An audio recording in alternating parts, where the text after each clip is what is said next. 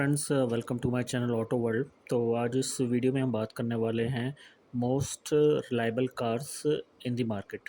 तो अभी अगर मैं इंडियन मार्केट की बात करूं तो जो मोस्ट रिलायबल कार्स हैं इंडियन मार्केट में यूजुअली फ़र्स्ट टाइम बायर के लिए, तो उसके बारे में हम बात करने वाले हैं।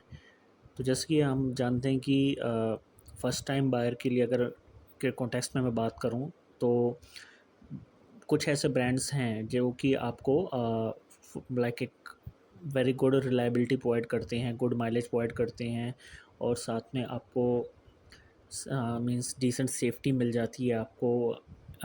मींस मेंटेनेंस कॉस्ट काफ़ी कम रहता है। तो कुछ ऐसे ब्रांड्स हैं जो फर्स्ट टाइम बायर के लिए एक बहुत अच्छा ऑप्शन बन जाते हैं। तो इस कार में मैं डेफ़िनेटली उन ब्रांड्स के बारे में बात करूँगा कि उन ब्रांड्स की कार्स आप ले सकते हैं अगर आप फर्स्ट टाइम बायर हैं। अगर आप ज़्यादा मेंटेनेंस कॉस्ट नहीं चाहते, आप चाहते हैं कि कार लंबे समय तक आप चला सकें, एटलीस्ट 10 इयर्स 15 इयर्स तक अगर आप गाड़ी चलाना चाहते हैं, तो कौन से ब्रांड्स आपके लिए बेस्ट रहेंगे उसके बारे में मैं बात करूँगा। तो आई थिंक जब हम रिलायबिलिटी की बात करते हैं या हम लॉन्ग टर्म यूज़ की बात करते हैं या हम माइलेज फुल एफिशिएंसी की बात करते हैं या लो मेंटेनेंस कॉस्ट की बात करते हैं, तो आई थिंक जो सबसे पहले हमारे माइंड में जो कार ब्रांड आता है वो है मारुति सुजुकी। तो आई थिंक मारुति सुजुकी क्योंकि इतने लॉन्ग टाइम से मार्केट में है, उन्हें इंडियन कस्टमर्स की नीड को पता है। स्पेशली जो एक मिडिल क्लास या लोअर मिडिल क्लास पर्सन है जो फर्स्ट टाइम कार बायर है, उसके लिए ये सब चीज़ें बहुत इंपॉर्टेंट होती हैं कि जो कार वो लेने जा रहा है वो लॉन्ग टर्म सही चले, उसमें ब्रेक डाउन या मेंटेनेंस ज़्यादा ना हो, माइलेज अच्छी हो और वो लंबे समय के लिए मीन्स 10 या 15 ईयर्स तक, जैसे पेट्रोल कार्स 15 ईयर्स तक आप चला सकते हैं, तो वो 15 ईयर्स तक उसको ईज़िली चला सके मेजर इश्यूज़ के बिना। तो इसलिए मारुति सुजुकी में नंबर 1 आई थिंक रखता हूँ reliability and long term use के लिए। बाकी जैपनीज़ कार्स यूजुअली अपनी रिलायबिलिटी लॉन्ग टर्म यूज़ के लिए मानी जाती हैं, जैसे कि और भी ब्रांड्स हो गए, हुंडई हो गया या आपका होंडा हो गया या टोयोटा फेमस है रिलायबिलिटी और लॉन्ग टर्म यूज़ के लिए। तो ये ब्रांड्स जो हैं जनरली जैपनीज़ ब्रांड्स हैं सभी, चाहे वो मारुति सुजुकी हो, हुंडई हो, होंडा हो या टोयोटा हो, ये फ़ेमस हैं अपनी लॉन्ग टर्म यूसेज के लिए। इन सब में भी मैंने मारुति सुजुकी को नंबर 1 इसलिए रखा है क्योंकि मारुति सुजुकी आई थिंक एक ऐसा ब्रांड है जो कि अपने एंट्री लेवल जो कस्टमर्स हैं या जो मिडिल क्लास और लोअर मिडिल क्लास कस्टमर्स हैं, फर्स्ट टाइम बायर्स हैं, जिनका बजट ज़्यादा नहीं है, उनके बारे में भी सोचता है। तो आज के टाइम पे अगर मैं बात करूँ, सबसे सस्ती कार जो रहेगी वो रहेगी मारुति सुजुकी की ही है, वो मारुति सुजुकी एस्प्रेसो और मारुति सुजुकी ऑल्टो के10।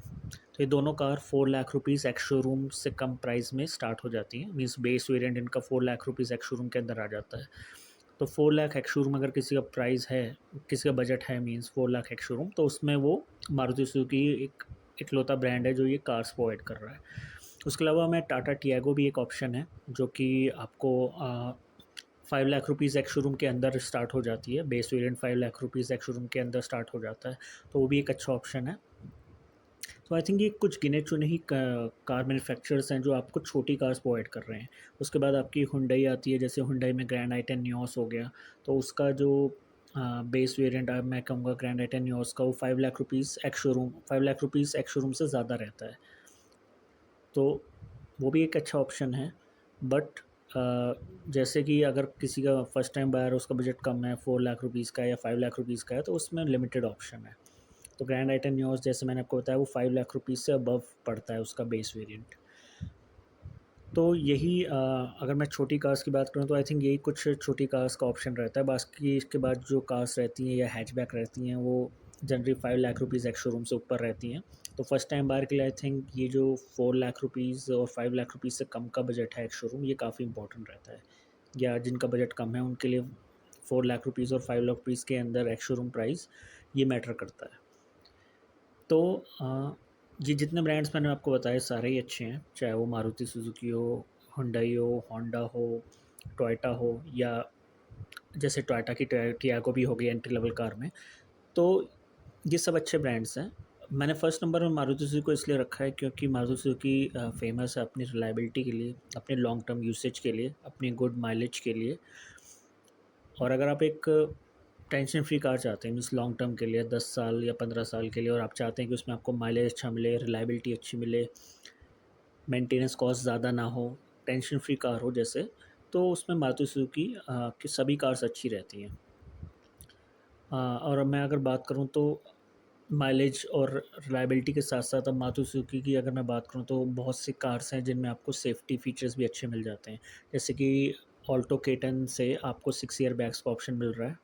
तो ऑल्टो के10 हो गया ये, और जैसे सिलेरियो वैगनर, इनमें आपको 6 ईयर बैग्स तक का ऑप्शन मिल जाता है। तो ये एक अच्छी बात है कि ऑल्टो के10, सिलेरियो, वैगनर ये means basically entry level cars हैं। फिर भी आपको 6 ईयर बैग्स का ऑप्शन मिल रहा है, तो डेफ़िनेटली आपकी सेफ्टी कहीं न कहीं इम्प्रूव हो रही है। तो लॉन्ग टर्म यूज़ के लिए देखिए, ये सभी कार्स जो मैंने आपको बताई ये सभी अच्छी हैं। टोटली आपका डिसीज़न, आप किसकी तरफ जाना चाहते हैं। माइलेज मैं एक ऐसा फैक्टर मानता हूँ जो आप किसी भी कार से निकाल सकते हैं। हालाँकि कुछ कार्स की अपनी यूएसपीज़ होती हैं, जैसे मारुति सुजुकी हो गई, उनकी अपनी यूएसपीज़ है। माइलेज, उनकी कार्स ज़्यादा माइलेज क्लेम करती हैं बाकी ब्रांड से। बाकी अगर आप कोई और ब्रांड भी यूज़ कर रहे हैं और अगर आप उसको एक लिमिटेड स्पीड में चलाते हैं, टाइम टू टाइम उसकी सर्विस कराते हैं, प्रॉपर गियर्स में कार चलाते हैं, ज़्यादा हाई रेव नहीं कर रहे, तो डेफ़िनेटली आप किसी भी ब्रांड की कार से आप माइलेज निकाल सकते हैं। बट जैसे मेरा रिकमेंडेशन यही है कि अगर आप फर्स्ट टाइम बायर और आपका बजट ज़्यादा नहीं है, तो आप मारुति सुजुकी की तरफ जा सकते हैं। तो ये बेसिकली जो मैंने कार्स बताई हैं, अगर मैं बताऊँ तो उसमें मारुति सुजुकी वैगनर मैं पर्सनली भी यूज़ कर चुका हूँ। मेरे पास वैगनर थी, और जो मैंने फर्स्ट टाइम मैंने जो कार मीन्स मेरे घर में थी, वो मारुति सुजुकी वैगनर थी। उसको 15 इयर्स मैंने यूज़ किया, 15 साल, और मुझे एज़ सच कोई इश्यू नहीं हुआ उस कार में। और एंड तक कार में जो था, मैं कह सकता हूँ कि परफ़ॉर्मेंस काफ़ी अच्छा था जब तक मैंने उसको सेल नहीं करा। तो 15 इयर्स तक वो कार ने साथ निभाया, एज़ सच मुझे कोई इश्यू नहीं हुआ उसमें, एक अच्छी कार रही। तो ऐसे और भी ब्रांड्स हैं, तो मेरा सजेशन आप अपने हिसाब से देख सकते हैं कि किस कार की तरफ आप जाना चाहते हैं। और मेरा सजेशन ये है कि कोई भी कार लेने से पहले आप सभी कार्स का टेस्ट ड्राइव कर लें। आप देख लें कि आप कौन-सा वेरिएंट लेने जा रहे हैं, उस वेरिएंट में क्या-क्या फ़ीचर्स मिलते हैं। आपकी फ़ीचर्स, आपकी रिक्वायरमेंट के हिसाब से जो भी कार आपको सूटेबल लगती है, आप उस कार की तरफ जा सकते हैं। मेरा सजेशन ये रहेगा कि आप पहले सभी कार्स का टेस्ट ड्राइव करें। जो भी कार्स आप लेने जा रहे हैं, जो भी कार्स आप सोच रहे हैं लेने की, तो उनका टेस्ट ड्राइव करके उनके वेरिएंट्स को देख के जिस वेरिएंट की तरफ आप जा रहे हैं, तभी आप कार को लें। तो ऐसी वीडियोज़ मैं डेली बेसिस पे लाता रहता हूँ, और मेरा रिकमेंडेशन आपसे ये है कि आप काइंडली मेरे चैनल को सब्सक्राइब करें, क्योंकि मेरे को सब्सक्राइबर्स बहुत कम मिल रहे हैं। इस वजह से मोटिवेशन नहीं मिलता है वीडियोज़ बनाने का। तो मैं चाहता हूँ डेली बेसिस पे वीडियोज़ बनाने के लिए आप मेरे चैनल को सब्सक्राइब करें, ताकि मेरे को मोटिवेशन मिले और मैं डेली बेसिस पे ऐसी वीडियोज़ लाता रहूँ।